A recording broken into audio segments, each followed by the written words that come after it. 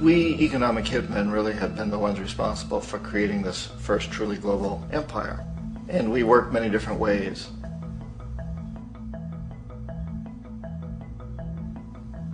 But perhaps the most common is that we will identify a country that has resources our corporations covet, like oil, and then arrange a huge loan to that country from the World Bank or one of its sister organizations. But the money never actually goes to the country. Instead, it goes to our big corporations to build infrastructure projects in that country, power plants, industrial parks, ports, things that benefit a few rich people in that country, in addition to our corporations, but really don't help the majority of the people at all. However, those people, the whole country is left holding a huge debt. It's such a big debt they can't repay it, and that's part of the plan, that they can't repay it.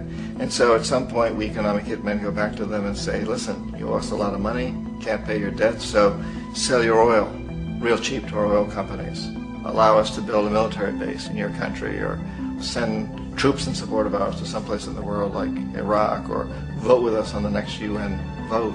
To have their electric utility company privatized and their water and sewage system privatized and sold to U.S. corporations or other multinational corporations. So there was a whole mushrooming thing, and it's so typical of the way the IMF and the World Bank work, that you put a country in debt, it's such a big debt it can't pay it, and then you offer to refinance that debt and pay even more interest.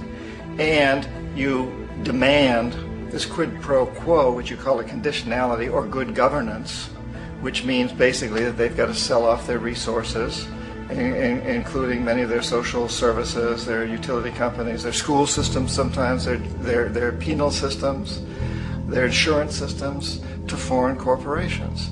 So it's a double, triple, quadruple whammy. The precedent for economic hitmen really began back in the early 50s when democratically elected Mossadegh, who was elected in Iran. He was considered to be the hope for democracy in the Middle East and around the world. He was Time Magazine's Man of the Year. But one of the things that he'd run on and began to implement was the idea that foreign oil companies needed to pay the Iranian people a lot more for the oil that they were taking out of Iran. The Iranian people should benefit from their own oil. Strange policy. We didn't like that, of course. But we were afraid to do what we normally were doing, which was to send in the military. Instead, we sent in one CIA agent, Kermit Roosevelt, Teddy Roosevelt's relative. And Kermit went in with a few $1 million and was very, very effective and efficient. And in a short amount of time, he managed to get Mossadegh overthrown and brought in the Shah of Iran to replace him, who always was favorable to oil. And it was extremely effective. Mobs overflow Tehran. Army officers shout that Mossadegh has surrendered and his regime as virtual dictator of Iran is ended. Pictures of the Shah are paraded through the streets as sentiment reverses. The Shah is welcomed home. So back here in the United States, in Washington, people looked around and said, wow, that was easy and cheap. So this established a whole new way of manipulating countries, of creating empire. The only problem with Roosevelt was that he was a card-carrying CIA agent, and had he been caught, the ramifications could have been pretty serious. So very quickly at that point, the decision was made to use private consultants to channel the money through the World Bank or the IMF or one of the other such agencies, to bring in people like me who worked for private companies, so that if we got caught, there would be no governmental ramifications.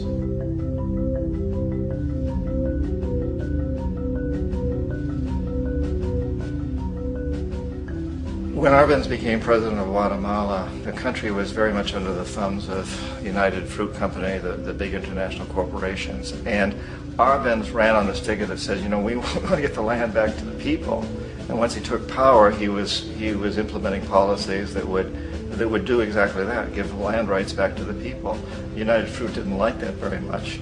And so they hired a public relations firm, launched a huge campaign in the United States to convince the United States, the people, the citizens of the United States, and the press of the United States, and the Congress of the United States, that Arbenz was a Soviet puppet, and that if we allowed him to stay in power, the Soviets would have a foothold in this hemisphere. And that, at that point in time, was a huge fear on everybody's mind, the Red Terror, the Communist Terror.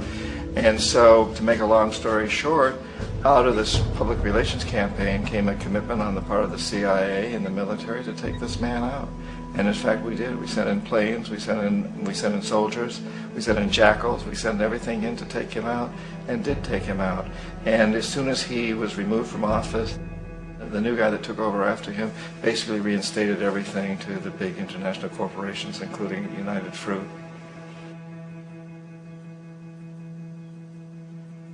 Ecuador for many, many years had been ruled by pro-U.S. dictators, often relatively brutal.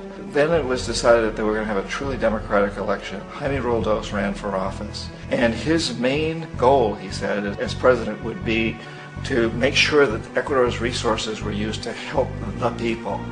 And he won, overwhelming, by more votes than anybody had ever won anything in Ecuador.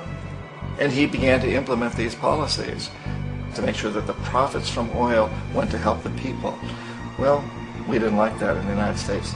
I was sent down as one of several economic hitmen to change Roldos, to corrupt him, to bring him around, to let him know, okay, you can get very rich, you and your family, if you play our game, but if you continue to try to keep these policies you've promised, you're going to go. He wouldn't listen. He was assassinated. As soon as the plane crashed, the whole area was cordoned off. The only people allowed in were U.S. military from a nearby base and some of the Ecuadorian military. When an investigation was launched, two of the key witnesses died in car accidents before they had a chance to testify. A lot of very, very strange things that went on around the assassination of Jaime Roldos. I, like most people who've really looked at this case, had absolutely no doubt that it was an assassination. And of course, in my position as an economic hitman, I was always expecting something to happen to Jaime, whether it be a coup or assassination, I wasn't sure, but that he would be taken down because he was not being corrupted. He would not allow himself to be corrupted the way we wanted to corrupt him. Omar Torrijos, president of Panama, was, one of my favorite people. I really, really liked him. He was very charismatic. He was a guy who really wanted to help his country. And when I tried to bribe him or corrupt him, he said, look, John, he called me Juanito. He said, look, Juanito, I don't need the money. What I really need is for my country to be treated fairly. I need for the United States to repay the debts that you owe my people for all the destruction you've done here. I need to be in a position where I can help other Latin American countries win their independence and be free of this terrible presence from the north that you people are exploiting us so badly. I need to have the Panama Canal back in the hands of the Panamanian people. That's what I want. And so, leave me alone. Don't try to bribe me. It was 1981, and in May, Jaime Roldos was assassinated. And Omar was very aware of this. Torrijos got his family together and he said, I'm probably next, but it's okay because I've done what I came here to do. I've renegotiated the canal. The canal will now be in our hands. He just finished negotiating the treaty with Jimmy Carter. In June of that same year, just a couple of months later, he also went down in an airplane crash, which there's no question was executed by CIA-sponsored jackals.